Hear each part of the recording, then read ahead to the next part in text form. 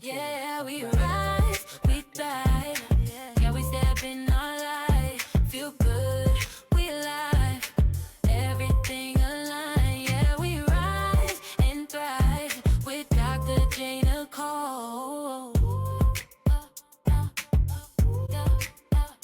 Give a long way, yeah, we still growing. Feet on 10, yeah, still showing. Okay, y'all, the secret is finally out. We are going to Bali. When I say I am excited, that is an understatement. I want you to think lush rice terraces, breathtaking waterfalls, incredible food, rich culture, unforgettable sunsets, and the kind of memories that you'll be talking about for years. We'll be traveling March 27th through April 2nd, 2027. So all you have to do is show up and experience while the planning is handled for you. But here's the part that you really need to know. There are only 8 early bird spots. And after those have been claimed, the price increases and you can reserve your spot for only 25% down. And payment plans are available through the firm. You've been saying that you want to travel more. Consider this your sermon. Consider this an answered prayer. And come on and come to Bali with me. Let's make some unforgettable memories. Don't miss out. Join the VIP list today. Today, we're talking about something that completely transformed the way that I evaluate my life, my decisions, my relationships, and my relationship with God. The fruit of the Spirit. If you've been going to church any amount of time, you've probably heard the list before: love, joy, peace, patience, kindness, goodness, faithfulness, gentleness, self-control. But somewhere along the way, many of us started viewing this as personality trait rather than evidence. The fruit of the Spirit isn't a checklist. It's evidence, right? Evidence that we're walking with God, evidence that God is working in us, evidence that we're becoming more like Christ. Don't delay starting the journey. Order your copy today. You already know who you are. This is a reminder of whose you are. Every piece in the Rise and Thrive collection carries that same truth we talk about every week. You are chosen, you are held, and you are walking in purpose. Wear it, carry it. The collection is live now.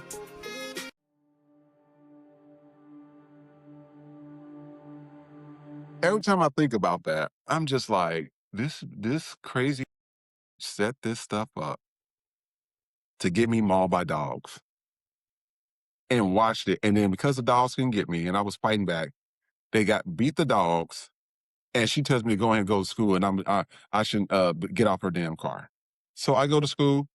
I'm rattled. I could not focus on it. Rightfully so. I couldn't focus on the assignment. Even when the teachers were asking me something, I was like kind of frozen. I just was quiet. I get home, cop cars outside the house. I get there, they was like, "Oh, put your hands behind your back." The white cop hog tied me with my legs and arms like this, and threw me in the back of the car. She said that I had stole some money from her. It was all set up. I stole some money and did not want to go to school. And I'm sitting here like, but I'm at school, getting out of school. So I stole some money from her and I didn't want to go to school. And I was causing trouble. She felt threatened. She felt scared for her life. And it was like, "Yo, we got him up out here." So they took me out of there. They took me to another facility, not the juvenile detention center, but they took me to another one. Mm-hmm. And that was like when I started getting into these homes. And the next home, that was my last time seeing Glenna. I'm sorry, it was so many homes I stayed in. Yeah. They sent me to the shelter. So I got put in the shelter again, which is when you're in the shelter, it's a good thing. I got put in the shelter and I think this next home, that was I don't remember their names. It was a Black family. I don't remember their names, but it was out there by Washington High School. Okay. Very nice family and everything. Um, I felt that was the only house since after that went downhill. Only house that I felt safe in, and it was great. They treated me like family. Their daughter nuts though. Like their daughter was crazy. She needed like medication for real. But loved their light skinned cousin. She used to come over. She was cool and stuff. Then they ended up getting 2 other foster kids. They expanded their license. So I felt like I had a home. Mm.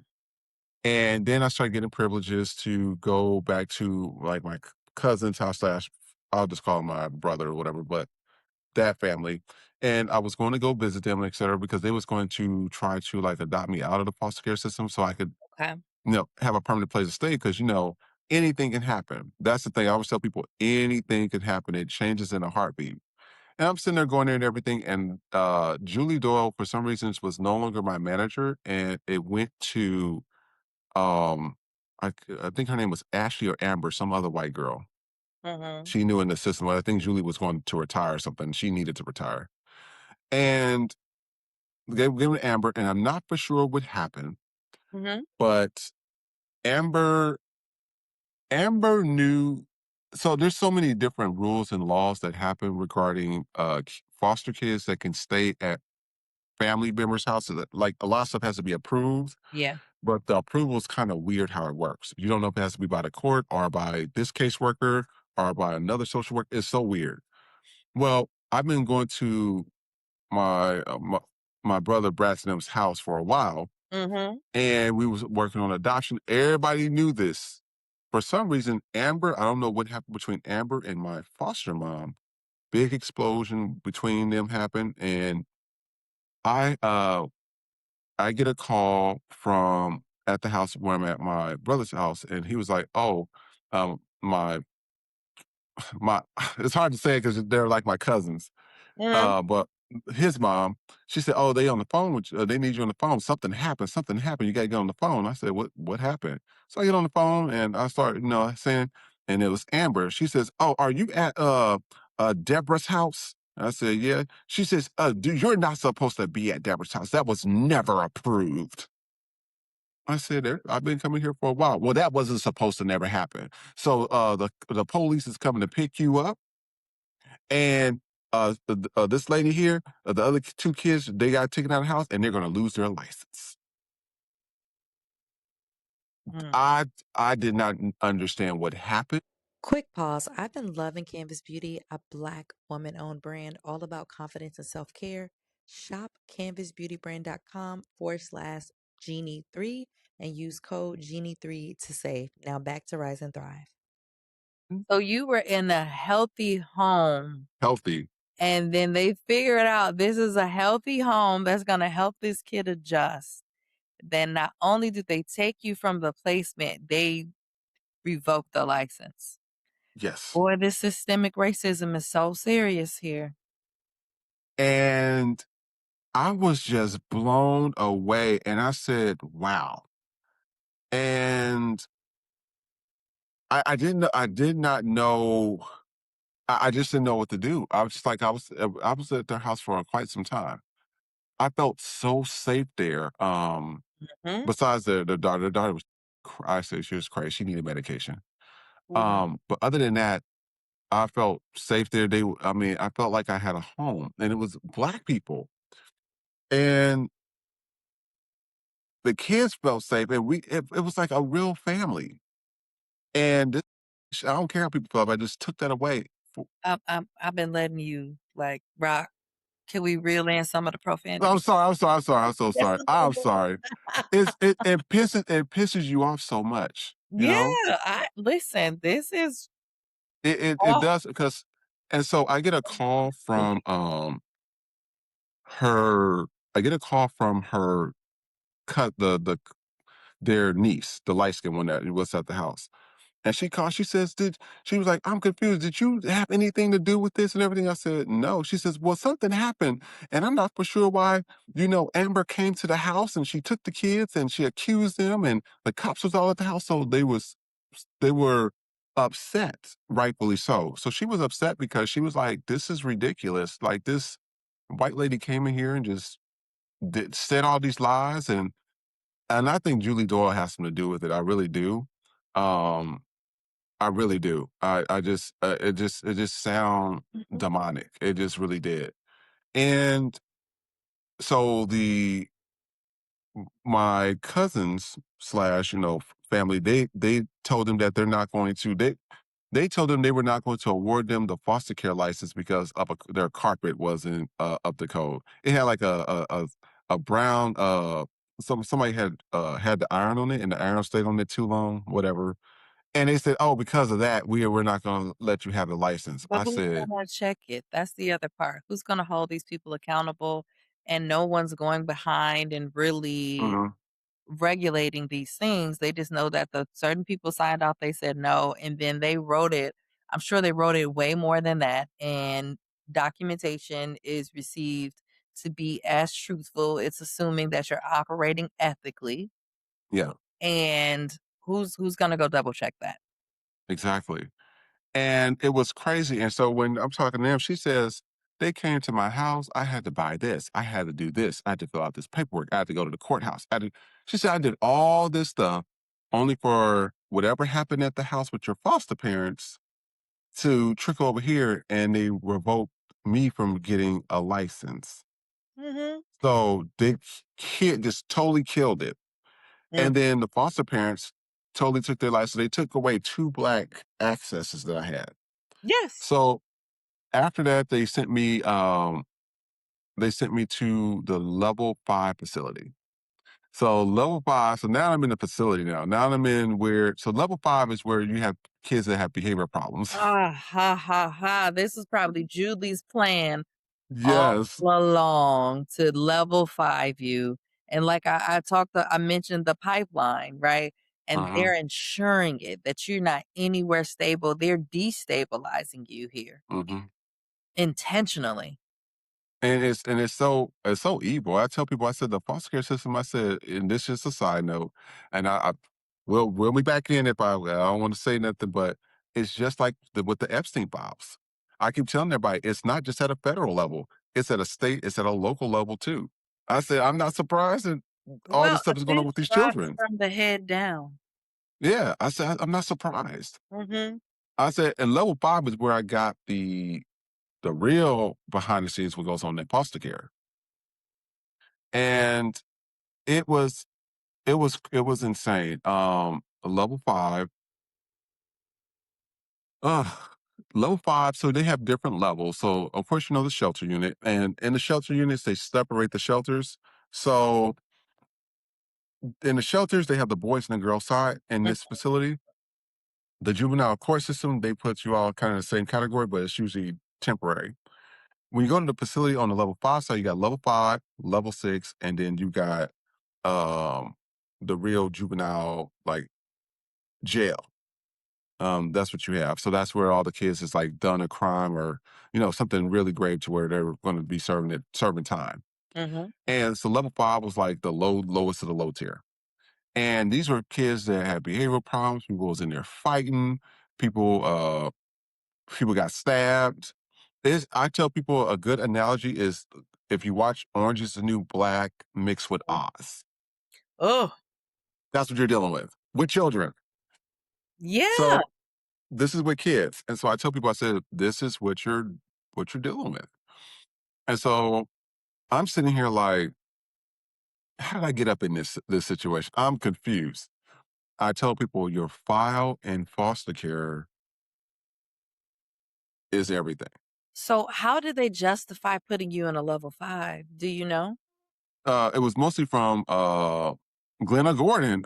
Something from a house before this is before I even got to this black Oh, house. because she said you stole. I stole and I didn't want to go to school, and she feared for her life because she felt like I was going to attack her. So have you had your growth spurt yet at this point? I mean, because the viewers don't know how tall you No, are, but no, mm-mm, okay. no. Wow. But you're forgetting black kids. These are white people. Black kids, they don't I care about that. know. And so that's what I was also even thinking. So if you had height also, it was going to be intensified. Oh yeah, it would have been intensified. But I wasn't as short as most. I would say I wasn't as short as most 12 and 13 and 14-year olds. So I didn't start really sprouting up until like 15, 16, actually. Okay. And I'm sitting here like, look, and I heard about what was in my file afterwards. And I said, "Are you serious?" Like I was fighting and I tried to harm somebody. And then Julie Doyle, the one where I stole some money from her, I tried to attack somebody. It was all these things in my file. So I tell people, it doesn't matter if it's true or not. Whatever they It's write in the file, documented. that's what it is. That's it. They don't care what it, even if they know, there's people that told me, they said, we know this caseworker was terrible or a liar. Don't matter. That's what we're going to, that's what's, if it's in your file, that's all the judge sees. The judge don't care about anything else.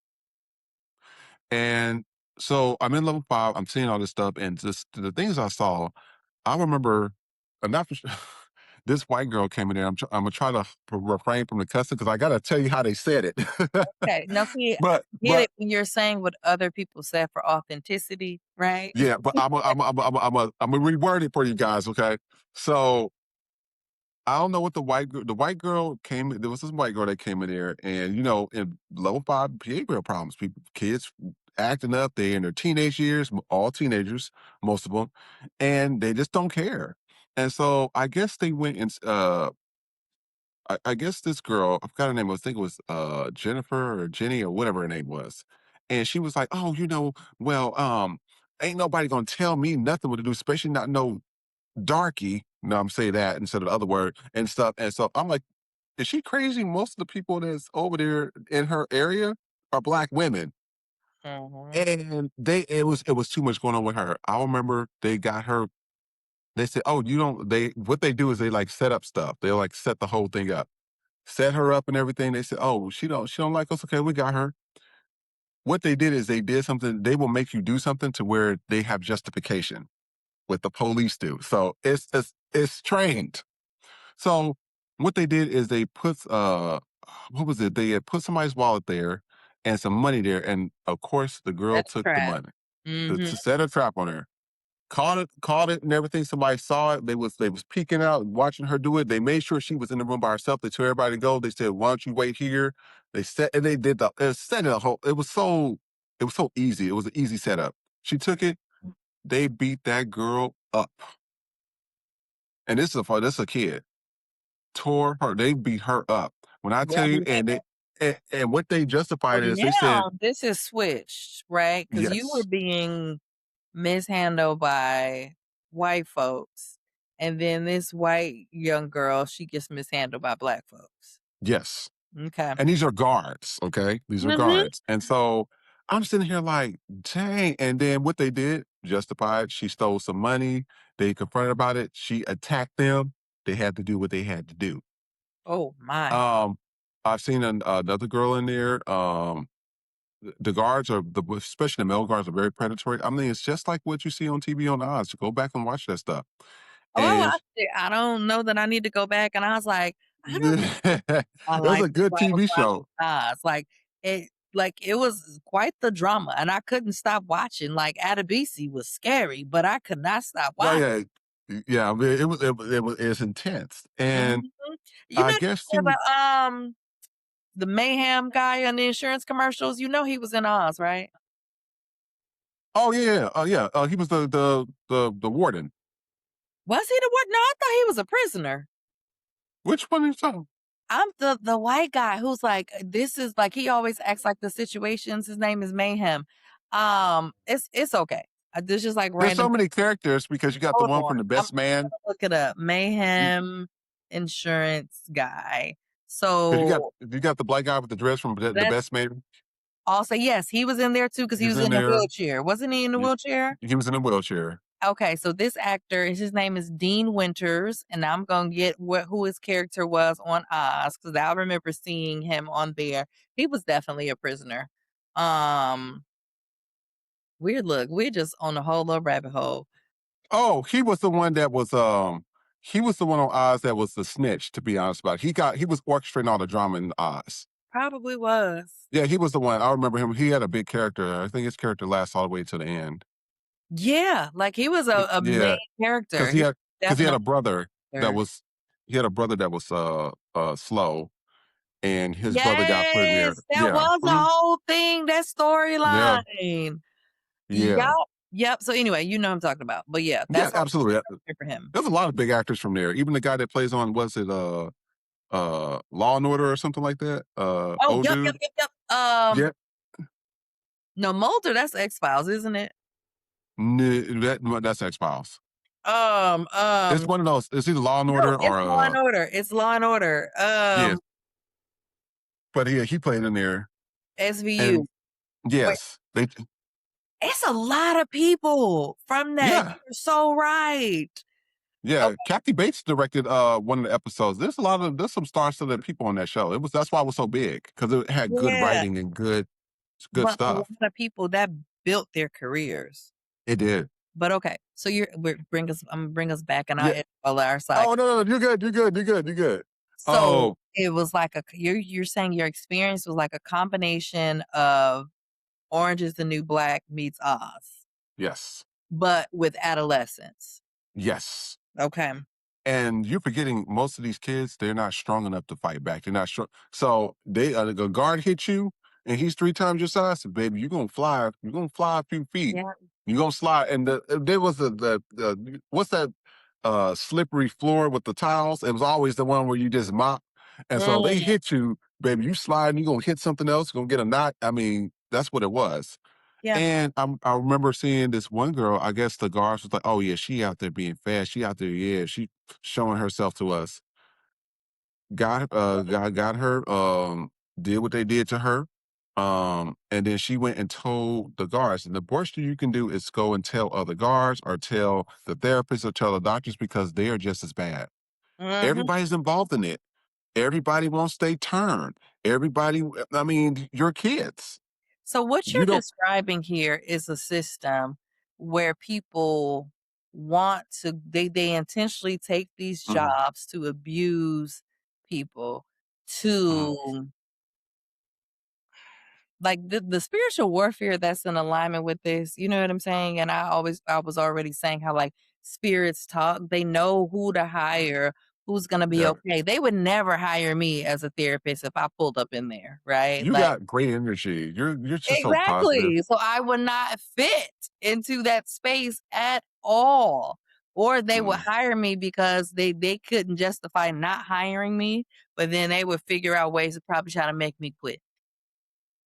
Yeah, Make the job more you'd have had a difficult. hard time. Yeah, yeah. You would have had a hard Yeah, time because definitely. they want people they want people that hey, you got to get alone to be alone here. Like, and it's just the way I have a friend that's a prison guard right now. It's like okay, everybody and this was a thing that the head guy said that was over the facility. He says Mhm. everybody complains here. Everybody, if we investigate everybody here, we wouldn't have any guards. So what do you do as children? And this is What one do of you the most do? vulnerable populations of children. Y'all can't hire better people? They Okay. don't. They just need somebody to fill that up. And what was funny is that the job is very cushiony because kids are way easier to manage than adults. They Absolutely. they have ways of managing them, and kids are scared easily. So Mhm. it's easy to scare us. And even there, when I'm there, they had us fighting. I had to fight. I was getting beat up. I got choked out by one of the guards that didn't like me. I'm never in trouble, so I'm not going to say any of their names. I'll say Daryl's name, not Daryl. What was it? What was it? No, Daryl. Daryl was the evil one. I'll say his name. I didn't like his name. They call him Sergeant Cerner or something. He was from the military, black little imp looking thing. Couldn't stand him. But he used to orchestrate. He was just evil. He used to orchestrate stuff around there around children. And knowing his history, he was on the news. I guess they had arrested him for fraud and all that stuff. So this man was just not a good person to be around kids. But he was hired there. They Mhm. had, but once that news story hit, I think they fired. That's when they fired him. But he was orchestrating fights, orchestrating this. Or I Mhm. was like, Jesus Christ, something's wrong with this guy. And then he had a little band of croonies so they would do it, and then he had some of the kids under his wing that would do it as well. And he didn't like that I was like never in trouble, never got anything because I was not supposed to be there. And he said, "Oh, you think you better, huh? Oh yeah, you think you better? Okay, I'm about to show you." Mm. And he pushed me, and I said, "What you push me for?" You just touched the guard." And then he went to restrain me, and he had choked me out and threw me in the white room. And so the Trying to whole break you. yeah, so the whole for adults is the like, they put you in pitch blackness and then close you in there. The white room is it's this bright light, bright room, and the light is so bright, and you put your hands up here, it's like the light seeks in and it burns, and Mm. you're trying. Almost every kid I know experienced it, And so don't nobody want to go there because you can't sleep. The floor is cold. And like, especially in the winter, it's real cold. Mhm. And that's what he put me in. And I had some good favor with some of the guards there. And they took me out. They said, what happened? We see that you went from green, because they used to have the kids rated by color code. They said you went from green all the way to red. And he, oh, yeah, he did this and it. And nobody believed him. But the problem is, you got to get along to be along with the guards. Didn't nobody want to really go against another guard. They didn't want to tell him the Yep. guard. And so they said, we're going to get you back up to green, because when you go to red, you lose your privileges. You got to stay in your room when you come from school 24/7. Mhm. You don't get no snacks. You can't go outside. You only get like you lose everything. Mm. And so guess what happens? That got put in my file. So now that's justifying why I'm there, and I did nothing to this man. Zero. And You I'm did so glad, nothing to because belong there. People kept patting your file. yes, and it was good that, some of the kids, like this guy named Tony, I think he was 17, really buff, like kid. Looked like he should have been playing football. Him and Daryl didn't get along, but me and Tony did. And he never liked Daryl anyways. And Daryl Of tried to say course. something to him. Boy, he ended up slamming Daryl so bad. This slammed the hell out of that guard. Mm. Slammed him. And then Daryl tried to get his cronies. It was so much mess with this guy, Daryl. And I Mhm. was I was so thankful for Tony, because Tony had his own crew and he looked out for us. And then there was this other girl named Little Bit. Now I almost got shanked by her. Little Bit had, yes, baby. I'm telling you, it's like Oz. Little Bit, she reminded me of I don't know if you ever seen Prison Break. All right, I've never watched all enough right. of the characters other than the main 2 characters. They got an episode on there on Prison Break where it's this white girl who's the leader of a crew. This the Mhm. biggest crew in there. Co-ed, their multicolored crew. Mm. And everything she says go. And Little Bit was just like her. Little Bit was little, so she had to fight. She Yep. knowing her story, because we had therapy, we had to have like Mm. roundtable therapy. I never said much in it. I just listened to everybody Uh-huh. else. Mhm. And a little bit, what she did was she got in there because her parents was on meth Mm. and her father was molesting her. Okay. Okay. And so that's how she got into the system. So a little bit, knows about the drugs and all that stuff. So she had to, learn how to duck and shank and know how to use weapons. So she knows it. So when she came in there, she got her little crew in line. And I guess somebody told on her that she was smoking weed or something. And Getting away little, with it. The guards. come on now. And these are children. These are children. Yep. And I said, and this is what goes on. And so I'm in this low-fi facility with all this mess going on. I'm getting lied on in my file that I touched the guard, and then he ended up choking me out, putting me. I mean, this is all the stuff that's going on. So a little bit came around to everybody. She says, "Y'all was the only ones in the room when they was asking questions about me smoking weed. I'm going to find out who said something, Mhm. and when I find out, we're gonna have a problem." Mm. And so me and Little Bit never had any issues because I'm cool with Tony. But she came to me first because I'm cool with Tony, and she wanted to make sure that I'm not the last one on the list. So it was like out of respect. This little white girl. She came to me, and I was walking out the door, and she hit me up, and the other girls closed the door. And she says, "Do you know what happened?" No, she says, "Well, you and it was what 6 or 7 of y'all in the room. Somebody told the warden whatever that I was out here doing this weed and doing drugs and stuff. That ain't none of your damn business. That's my business." This is a Like, we sound little like we on the streets for real. she don't play. A little bit didn't play. And I was like, that wasn't me. She says, "Go ahead and give me the thing." And he had a little shame. She says, "Let me tell you something. I'm cool with you because of Tony, and I never had a problem with you. But if I find out that you did anything or you said anything or was in cahoots with them," she said, "I'm gonna cut you on up. And there ain't gonna be no questions. I don't want to hear no forgiveness. I don't want to hear no crying or please, please. You just gonna get shanked up. Go on outside and play." Girls or guys, oh, I'm telling you, These these are are the children, 13, 17, 16 years old. This is how it was being ran in this facility. Mhm. So this is just some of the things that I can write a whole series on that. but we only have so much time, but I'm gonna move on from that. But Yeah. this is what I had to endure.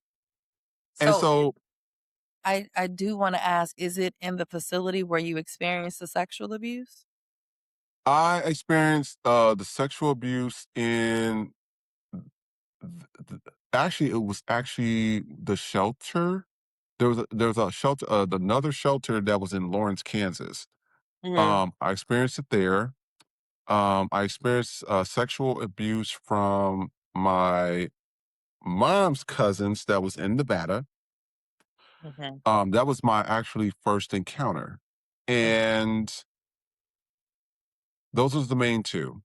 Um, the that one and the one over there in Kansas. That one because of Tony, I was protected in there. Now I did see other kids get it done. I did see that. Okay.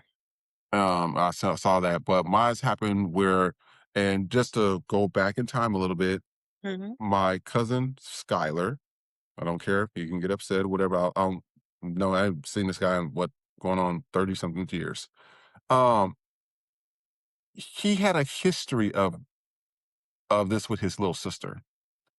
His Okay. mother, Teresa, I don't know, I forgot the man's name she was married to or whatever, but they was overly holy roly. And this is why people say, why you always have so much issues with like religious people? So I said, Got it. because I, s- I saw too much. I'm sorry. Even when I went to God's creation, where they did that church killed that little boy, and then you had the praise dancers that was doing black magic, and then you had the adults in there that was involved in it, and then the pastor and evangelist was taking grown adults checks, had them staying in the hotel, and then it was hog tying people in the bathtub and told them to keep their head while the water run, or they're gonna drown in the name of Jesus. I So they're said, waterboarding people in the name yes, I'm of Jesus?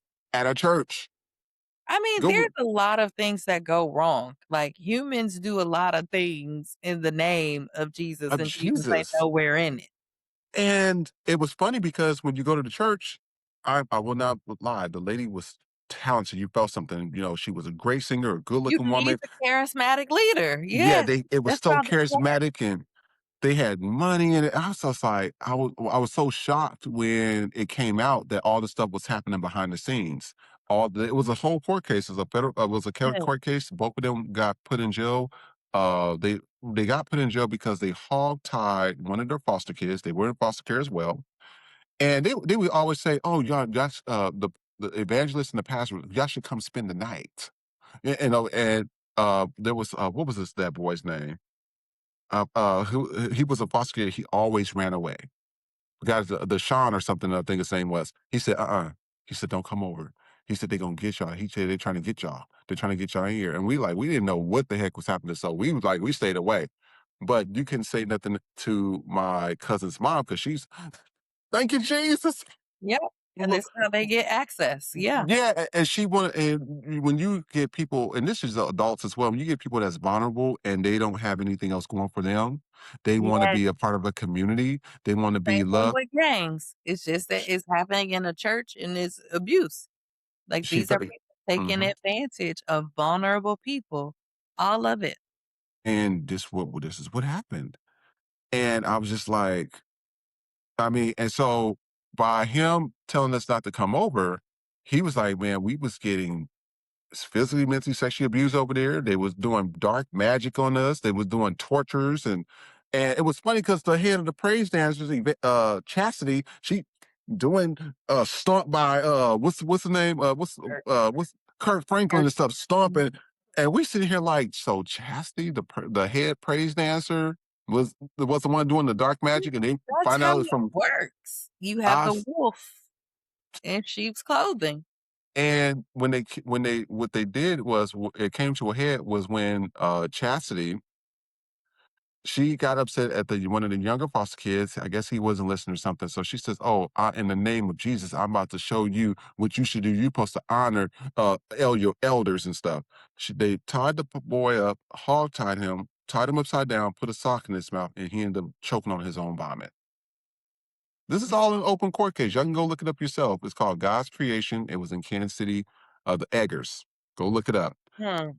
and he died alone. And then the pastor came home. They Chastity told him and found out, and then Chastity ran, and nobody knew where she was. He knew all the stuff, the practices that were happening there. So what he did was he took the child and he drove around all Overland Park, Kansas, and drove by multiple hospitals. It was weird when we was seeing the stuff on the news and stuff. We like, why did he not go to the first hospital? He was scared because all the stuff was about to come out about the church. Hmm. I see And it in Bill and Christy Edgar's. yes, Hmm.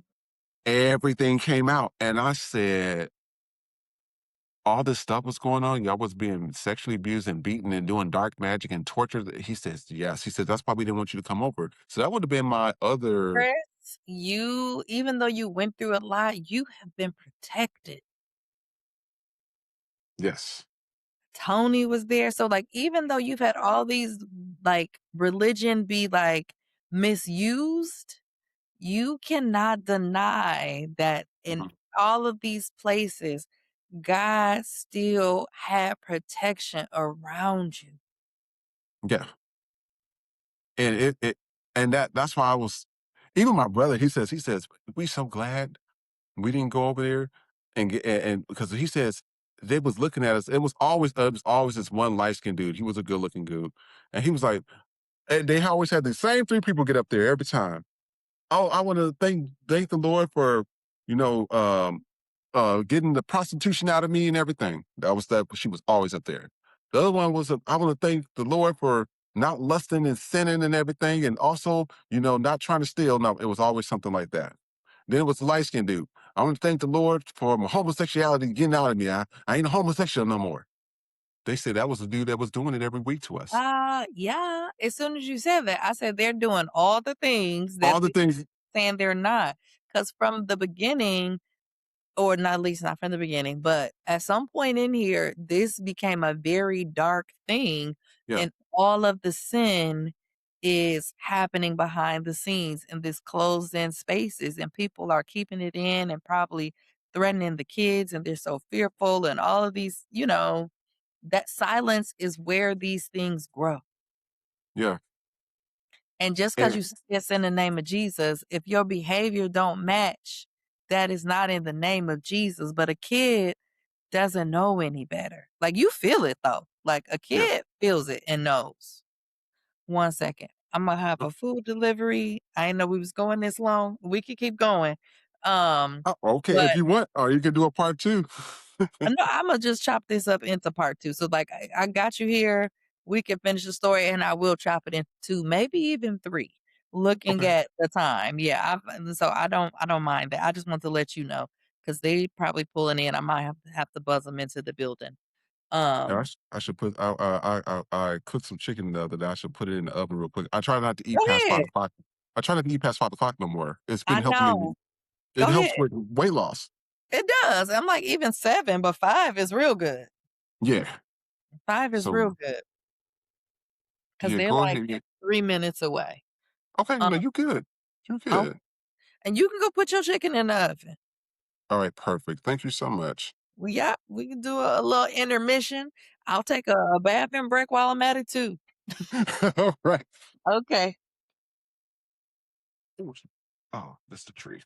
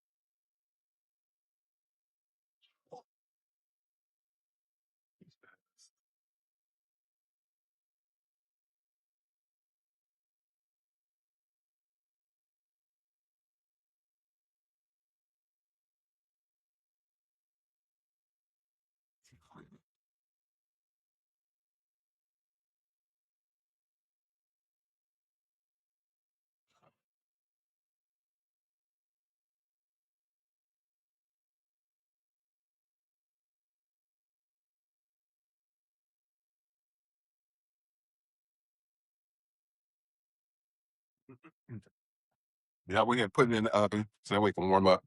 Okay. What Yeah, you eating? I order from this Mexican restaurant. They got really good like mushroom tacos and like you got like, pescatarian and vegetarian options. It's really good and authentic and they guac is fire. Okay. So so everything came out about the church because we were talking about that. So you were Mhm. protected from further abuse by not going and spending time with this family. Yeah. So you said so that was the first experience you had Mhm. in Nevada. Oh no, that's the my first experience in I Nevada. think The church is with in the Kansas. Eggers, the Kansas, yeah. That's But correct. with so when we moved from California to Nevada, you Mhm. know, um, money was tight and everything. So my mom really gravitated to her cousin Teresa. They are around the same age, so they became our cousins. Well, my mom would have like mom.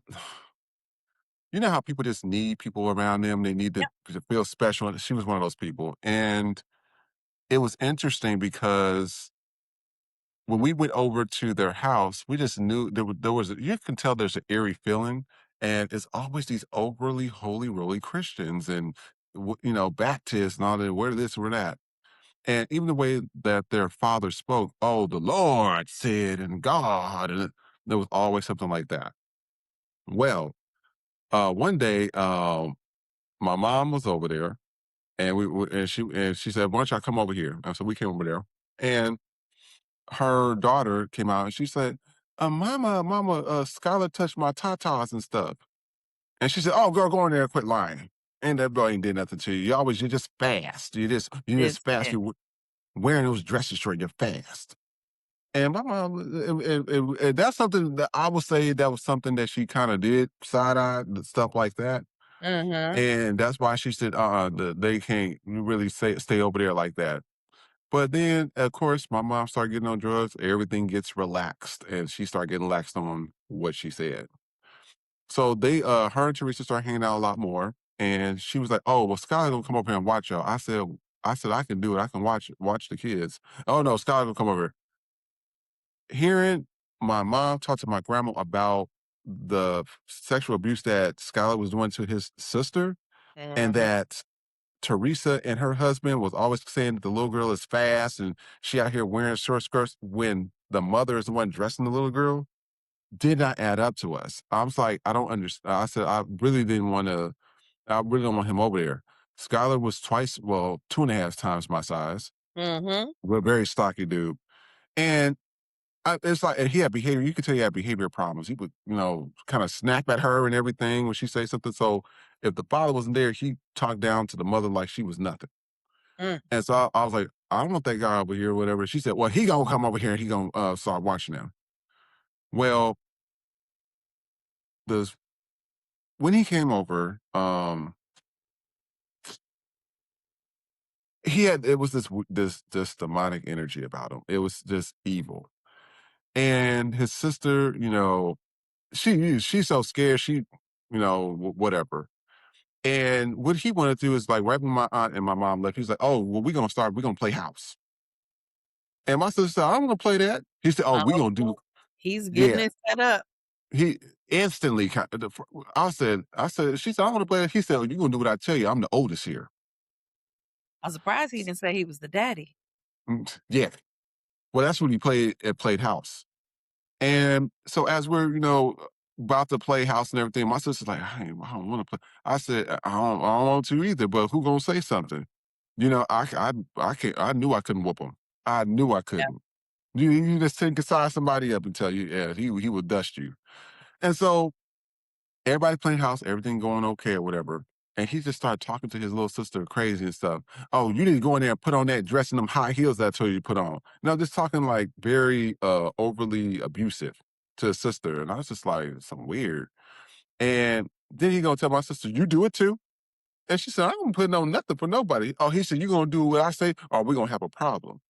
She said, well, have a problem. That's why I did like Crystal about that. And us Mm. together, we thought we could take him. And he said, okay. Yeah. And he was like, okay, you ain't gonna do it? Come here. He went to grab her to try to take her in the room. And I said, get your hands off of her.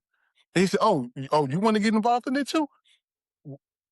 Took my sister, threw her across the table. And then he kicked me, like, in my chest, and I fell back. And then he grabbed my leg and he just dragged me into the room. He says, oh, you want to be a protector, huh? And he threw me in the closet. He tied my hands behind my back. And that's when he essayed me. Mhm. And it was horrific. The pain. And every time he was doing his stroke, he was punching me in my face. And my nose was bleeding and stuff. And I passed out. Yeah. And what really bothered me about this whole thing, and I cried about this so many times before, like, and it's just, I'm just immune to it now. Told my mom what happened. My sisters told my mom what happened. She says, oh, I'm not going to, she said, I'll say the F. She said, oh, you going to let another man do some F word to you? So you on that F stuff, huh? So now my son's a F?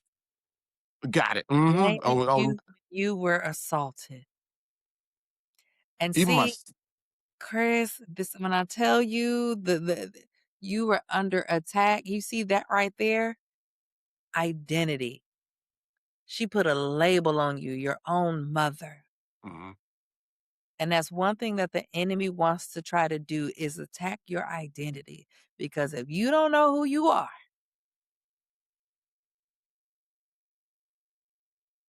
it's his playground. And that's what happened. And it was just the way she talked to me. And after that, that's when she was, since up until Kansas, that's when she was like really mean to me. I think I was getting a whooping and beating everything. Michael was throwing me in the walls. Like, no, when I was in Las Vegas, I didn't. I hated it. I had very bad experiences. Like, it just, the abuse from him. That's when she got into whooping me more for just random stuff. I remember she took a refrigerator cord, took that off, whooped me with that. I had like welts for like weeks. And a refrigerator cord, I don't care what nobody said. It was a switch.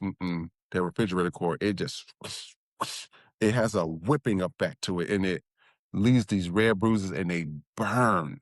I said a switch would never compare to refrigerator cord. It just never will. Never heard of someone doing that. Like, Hmm. that's your mind works in a different way to decide you're going to take the cord from the refrigerator, or you had to go get it from one that wasn't working. That's what got me, So and this it is was intentionality. This is a person's mind. planning it. And Yeah. it just, after that, that's when the beatings got real bad. But Skylar, she was like, oh, he coming to, and knowing what she knows and what my sister said, she was so upset at me that I think she didn't care. And so when he came over, he was just say straight, when they closed the door, you gonna let me have your sister, or you gonna protect her and you gonna take what I'm gonna give you? I said, I'd rather you just have me and get in the room then. Go and put them jaws down, bro. Go in Mm, there. And that's what I had to do to protect my sisters. yeah. And um it was obviously it went on for a long time. Like, what's a Like, long time if you had to like uh just I would I probably months, say years? probably say around, I'd probably say 6, 7 months. Mm-hmm. And it was consistent because her and Teresa was going out Tuesday night, Thursday night, girl, ladies night here, Friday, Saturday, Sunday, Friday, Saturday, Sunday, gone. Once Teresa get out of church, they going out. Was Teresa And supplying the drugs? no, Michael, when Michael came back out there, they ended up meeting somebody else through Michael. Um, no, I don't know how Michael was finding it. I mean, that one thing he knew how to find was a gang and find drugs. He knew how to Look, find that. listen, spirits talk. They know where to look. This is why somebody they can go. It don't matter where they go. You can find the hood if the hood is what you're looking for. You find your people. And he always found it. So the drugs came, and then they made this drink called Pink Panties. Mm-hmm. And she had me tasting one. It just tastes disgusting. Just tastes like a bunch of, Who had you uh, taste the pink panty drink? it was like frozen ice cream with sour syrup on it. It had all the alcohol. It was so gross. That's why I didn't start drinking it until like late because it was so gross to me. And Who had you drink it? my mom and her husband. Yeah, I drunk a 40 before. I drunk a few malt liquors. I had pink panties. And I've had a shots of whiskey as well. And So this, again, you see how they are corrupting you. yeah. And I smoked my first joint, I think I was 8. Because I remember we were sitting outside and Mike was like, "No, I might not like you, but you need to hit this. Maybe I might like you." And so I did what he wanted me to do because maybe he would like me. And the beat And stop. I hit that and everything, and I was coughing. He said, "Oh yeah, you weak, just what I thought. Go on, get out of my face." And I mean this is what was going on. And what bothered me is that my mom, I think she knew Mm-hmm. that he was doing what he was doing, Mm-hmm. and she didn't care. And things came to like kind of a head where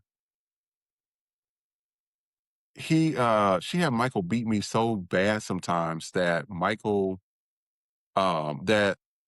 cousin Skylar started feeling sorry for me. So it's like Wow, one him. abuser was abusing you so bad that the other abuser felt bad. So Skylar was like, "Hey, listen, I know what happened between us and everything. I can't help it. That's just who I am. But he says it'll be better for you to spend a night at my house unless you want to stay over here with him." He said, "I won't do it to you every night, but he says, I got to get something in return, and you're already doing it anyways. So if you want to stay, that's fine." Wow. But he says what he's doing. He says I couldn't even tolerate that. And I just had whelps. I remember sometimes Michael would throw me against things so hard that my arm would hurt. I remember they had a girl, they tried to get a babysitter, and he told her to teach me a lesson, and she dragged me so hard that my arm came out of a socket. Dislocated. It dislocated. And my grandma, this is when my grandma was around at the time, and she tore that girl up.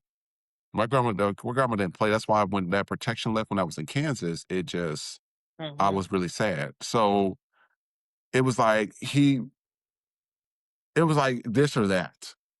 So And when what people, was offering you was still bad. That's the crazy part, but what's more tricky about that is he was trying to get you in agreement with the abuse. Negotiating. I'll give you less abuse if you wanna come stay over here. yeah, that's what I was up against. So And I what was did just you like, decide? "Oh, what happened?" Mhm. And so that's what I was up against. And then the other one happened when I was in the shelter in Lawrence, Kansas. Um, Everything was good. They only at this one, and this was the thing. Some caseworkers, like you have some intelligent caseworkers. Some caseworkers, like this kid goes to school, got good grades, you don't get into fights. What is all this I'm seeing in the file? Because they have to go off the file first. So when they see your file, they're like, "Oh, this kid, they're scared. They'll go ahead and put the seatbelt around you and put your hands like this," and they're scared. But then they start to see my work, and that's why I said something was keeping me protected because I was working so hard, in school. I stayed out of trouble. Having a job was an escape because I'll be at the job for 8 hours. So I was at Burger King and Wendy's and McDonald's and I was there at these places to where I didn't have to deal with a lot of those people. So by the time I get home, everybody's asleep, everybody into their Oh, own 'cause you went lives. right after school. Yeah. All right, beautiful people. If this episode has already blessed you in any sort of way, we ask that you like, subscribe, follow, share, and leave comments. Feedback helps this message reach the people who need it most. And if you're listening and thinking, I'm ready to go deeper in my healing journey, we invite you to join our school community where we continue these conversations between episodes. And it's an opportunity to connect with like-minded individuals committed to growth, healing, and purpose. Also, do not forget, you can shop the merch and also explore all things Evolve at evolve.drjnicole.com. If you love today's look and you're wondering about this hair, you can use my promo code with the link in the description to get 15% off with Eunice hair. That's UNICE. Thank you for rising with us.